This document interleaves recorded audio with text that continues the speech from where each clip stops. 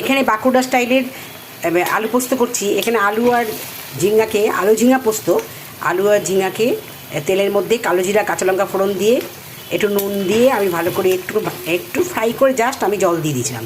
এবার এই জলটা এটা শুকিয়ে আসছে। এবার এখানে আমি পোস্ত বাটা দিয়ে দিচ্ছি।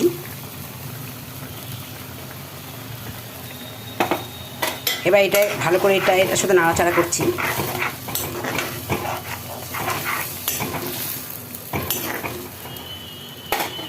এবার যারা ঝোল ঝোল খেতে চাবেন তারা ঝোল খেতে পারবেন, যারা একটু টানাতে চান তারা একটু টানিয়ে নিতে পারেন।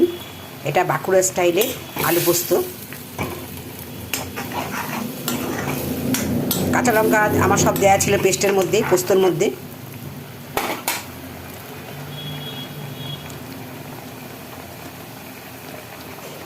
শুকিয়ে গেলে নামিয়ে দিতে হবে।